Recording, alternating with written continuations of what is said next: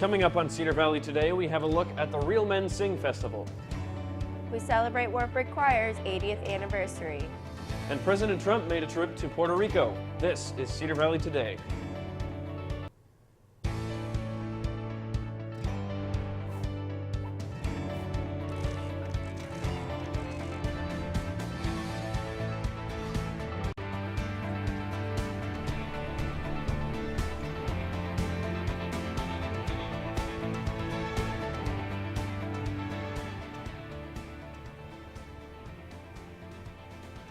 Good morning and welcome to Cedar Valley Today. I'm Sam Sides.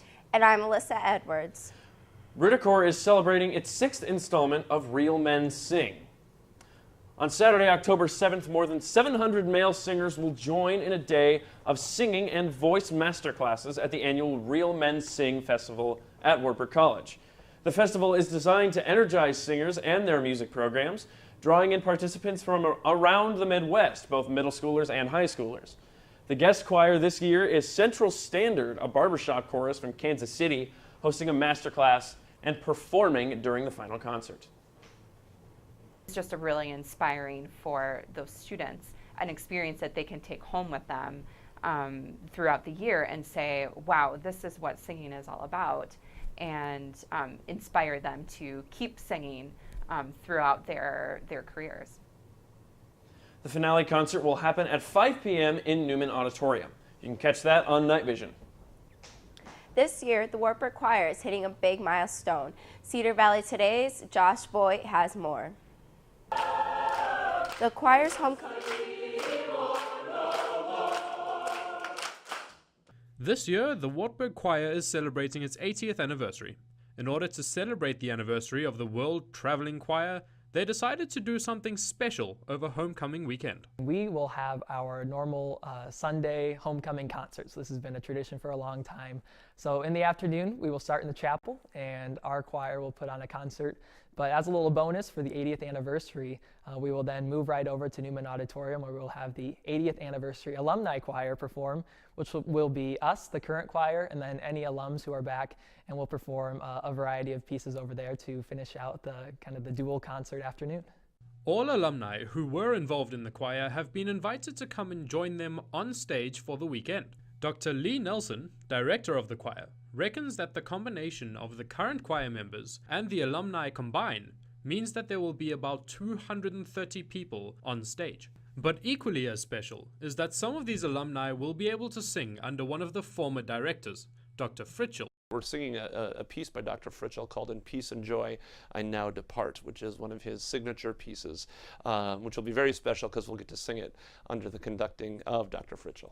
Nelson hopes that the performances inspired from the past will bring out the nostalgia in everyone who is coming back to celebrate the anniversary. It's that feeling if you've been away from home for a long time and you finally come back and are with that core group of people that have meant so much to you. It's that sense of welcoming and that sense of homecoming and that sense of belonging takes place again. And I think that's what our alums will be feeling. Reporting for Cedar Valley Today, I'm Josh Voigt.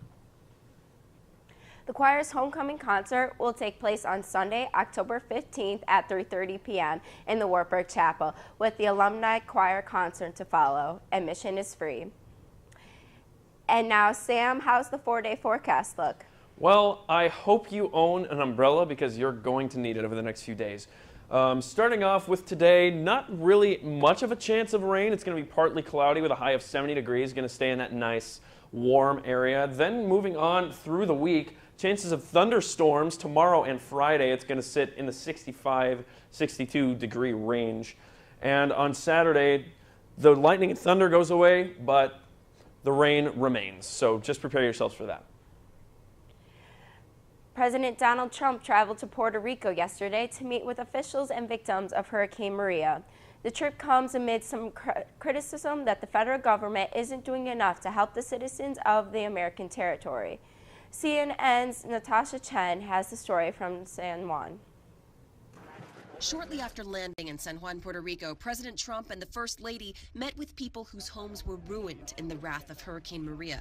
Mr. Trump also met with first responders and local officials, thanking people like Puerto Rico's governor, who praised the federal response. Your governor has been, who I didn't know, I heard very good things about him.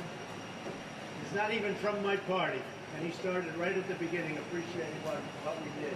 In the room was the mayor of San Juan, who initially criticized the administration for its rosy portrayal of relief efforts. That prompted President Trump to tweet over the weekend about her poor leadership. Still, Mayor Carmen Yulin Cruz accepted the invitation to attend today and shook the president's hand. I truly believe that they finally saw the connection or the disconnect between what they were hearing on the one hand and the reality of what is happening on the ground. Do you believe that President Trump will move forward in helping you with those? Well, I sure hope so. But, you know, sometimes his style of communication gets in the way. Local residents told us they hope the visit will bring attention to their great need for more aid, but some are doubtful. What expectations do I have of President Trump? Not many. First, we're very grateful. But we are as grateful as people from Louisiana should be, or as people from Houston should be, or as people from Florida should be. We're American citizens. In San Juan, Natasha Chen reporting. To donate to the relief efforts of Hurricane Maria or any of the other recent hurricanes, visit the American Red Cross website at redcross.org. When we come back, we'll be looking at McDonald's bringing back a special sauce. Stick around. Every time I hear the alarm bell go off in school, I think it's an air raid. A lot of houses in our neighborhood have been destroyed. I like to close my ears and sing songs whenever the bombs come close. I'm worried our new neighbors won't like us. But I know it's all gonna be worth it. I just want my family to be safe. But these are not my words. These are not my words. These are not my words.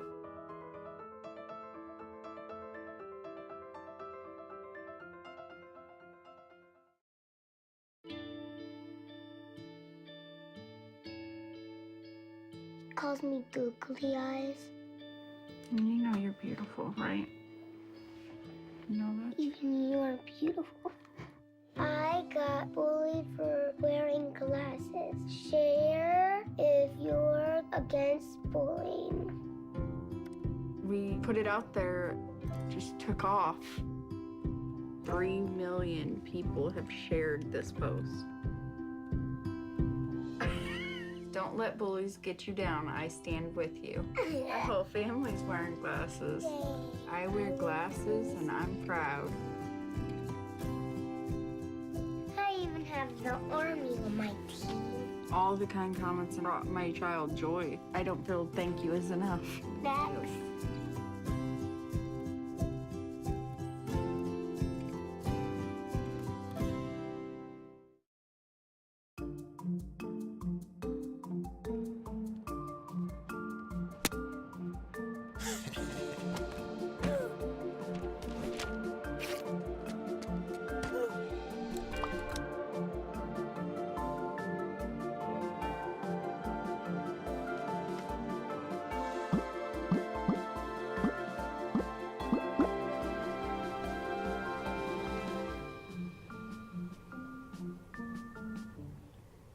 McDonald's is bringing a special sauce back.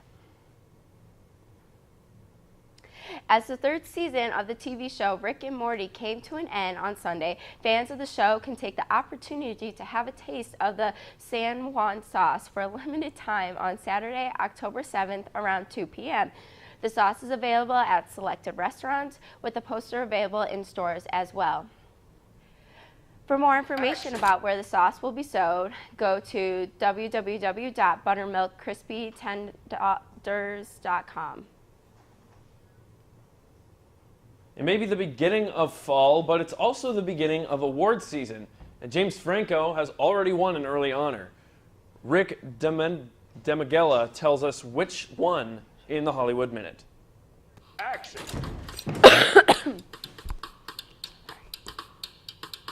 What is line?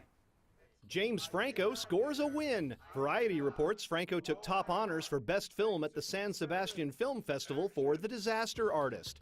Franco directed and stars in the movie about the making of another movie called The Room, which has been described as, quote, one of the worst movies ever made.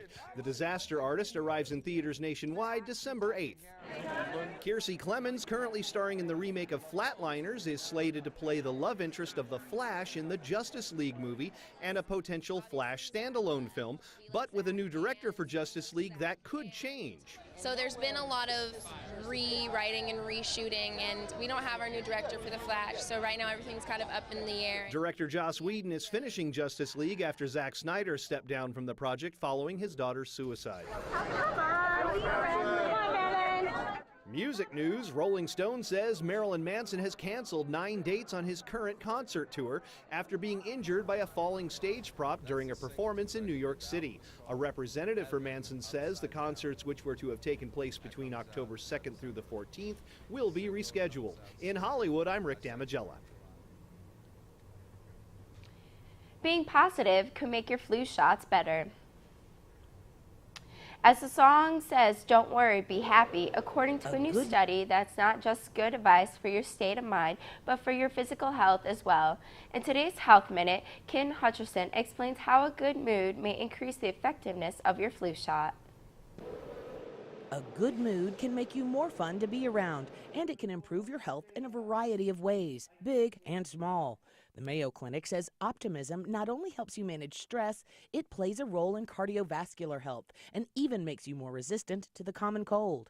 According to a small study out of the UK, a positive attitude may also boost the effectiveness of your flu shot.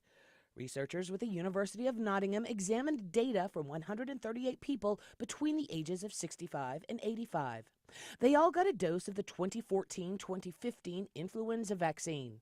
Scientists took note of several health indicators like mood, stress levels, negative thoughts, sleep patterns, and diet.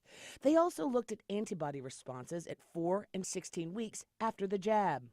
Researchers found that participants who reported a more positive mood also had higher levels of antibodies in their blood. The study's senior author said there are a variety of factors that can affect how well a vaccine works, but believes the study suggests that mood is one of those factors. The study was published in the journal Brain, Behavior, and Immunity. For today's Health Minute, I'm Kim Hutcherson. People lined up in Las Vegas to donate blood following the mass shooting at the outdoor concert in the city on Sunday. This was the scene outside blood bank services after the recent shooting in Las Vegas. You can see numerous people already lined up to donate. United Blood Bank Services has set up a second donation center in nearby Henderson.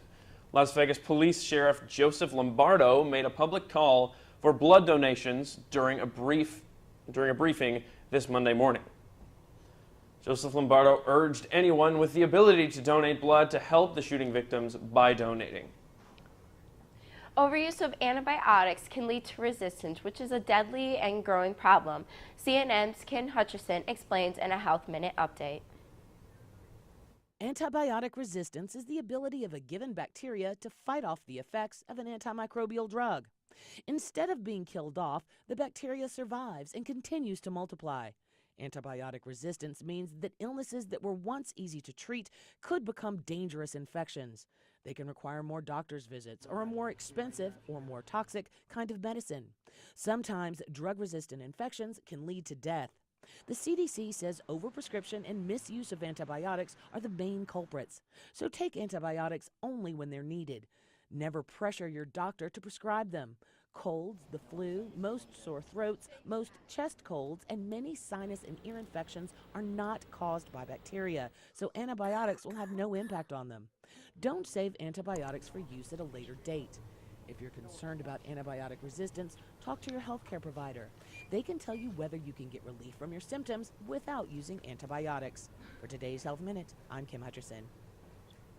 When we come back, we'll look at what is trending in the Cedar Valley. Take a look under your bed. Find stuff under there? What about jobs? No? Now try your closet. Still no jobs? Just more stuff? Well, you really have both. See, stuff is defined as household articles considered as a group. Sometimes this stuff is no longer needed. Wait, no longer needed? That can't be right. Because remember those jobs you were looking for? Those are really needed, and they're the stuff inside your stuff. Our job is to unlock those jobs, and it starts when you donate your stuff to your local Goodwill. Here's how we do it. When you donate to Goodwill, we sell your stuff to provide job training for people right here in your community. So just by teaming up with Goodwill, you help create jobs. And isn't that worth parting with the leftover keytar from your 80s cover band? Goodwill. Donate stuff, create jobs.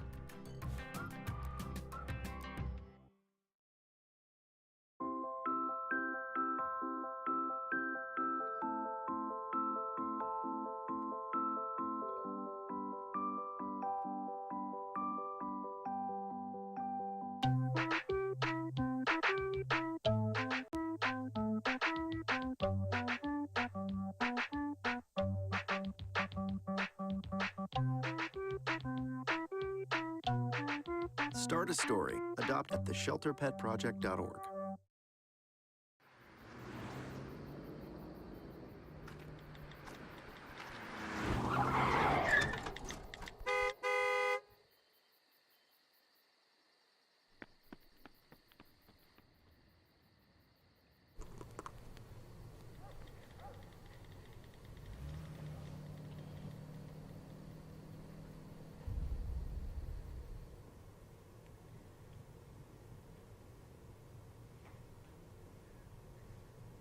Here's what's trending in the Cedar Valley.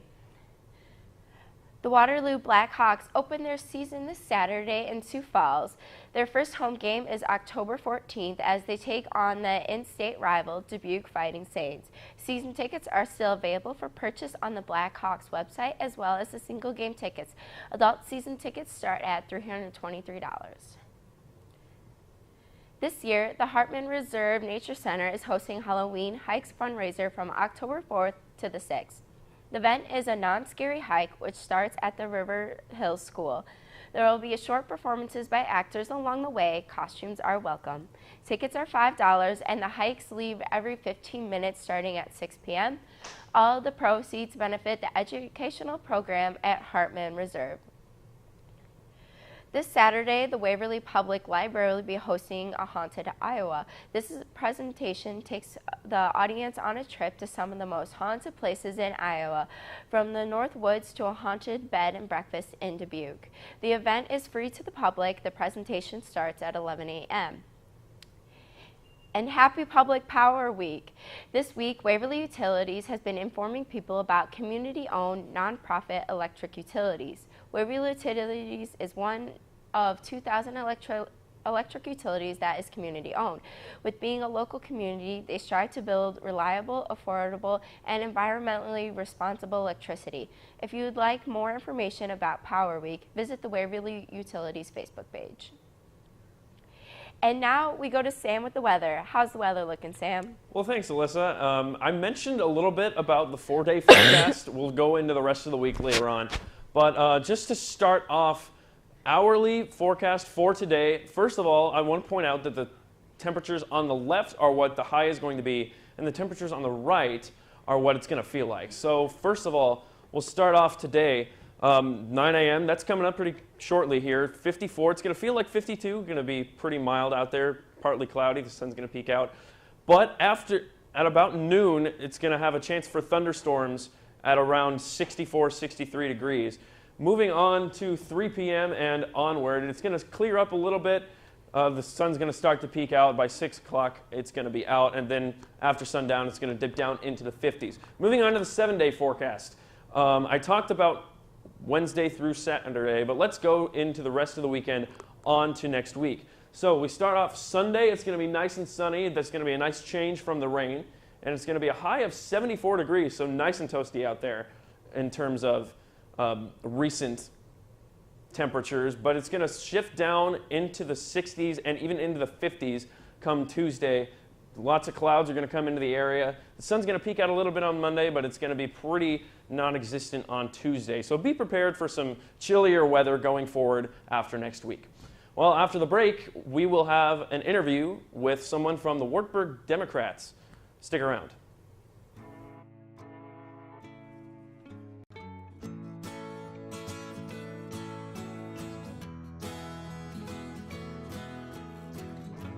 Wake the sun, tell him that I've begun to dream of things to come, and tell the trees not to look for me. I'm going to find some peace of mind. Wake the sun, wake the sun, wake the sun, wake the sun.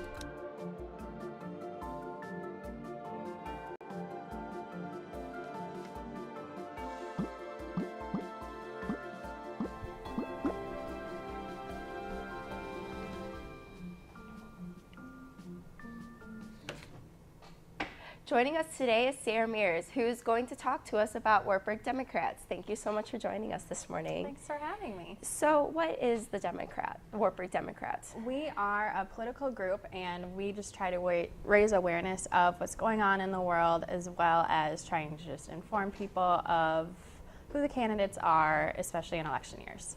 So then why was it formed then? Was that the reasoning why?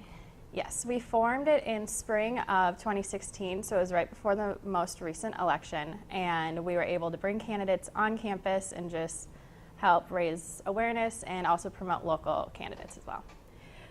So why should people join?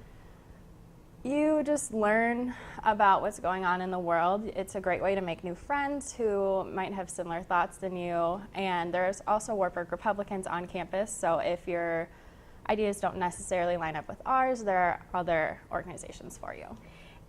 So can anyone join this organization then? Yes, it's open to anyone and everyone. Perfect. And so I heard that you guys are having an event this Saturday. What is that about? Yep, this Saturday we are having Donuts with Dems. The executive team will be providing donuts, and it'll be in the Cedar at 10:30 on Saturday.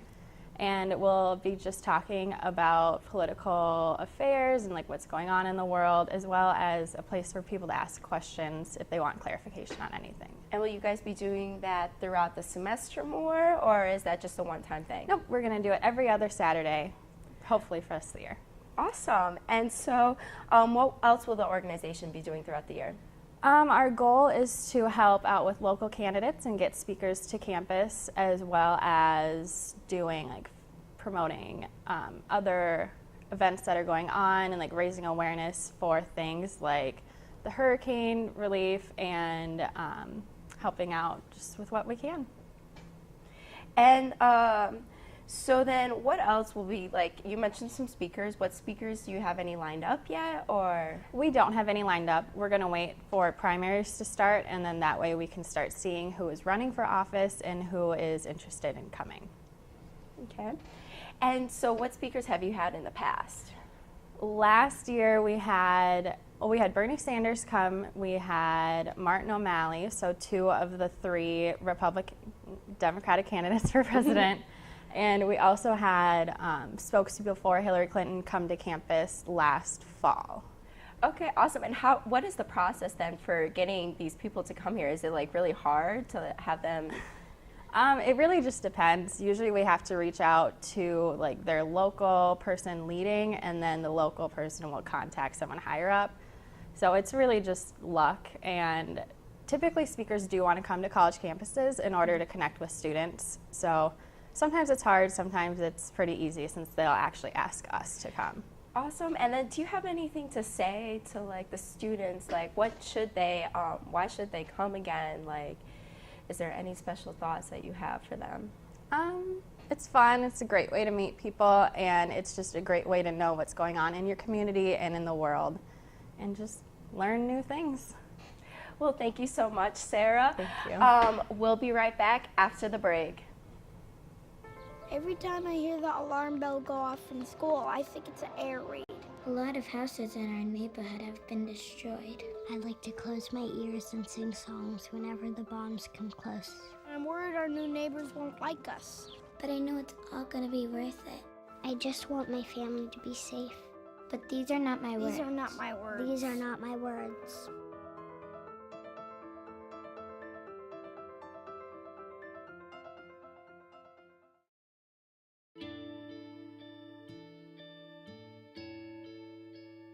Calls me googly eyes. You know you're beautiful, right? You know that? Even you're beautiful. I got bullied for wearing glasses. Share if you're against bullying. We put it out there, just took off. 3 million people have shared this post. Don't let bullies get you down. I stand with you. Our whole family's wearing glasses. I wear glasses and I'm proud. I even have the army on my team. All the kind comments brought my child joy. I don't feel thank you is enough. Thanks.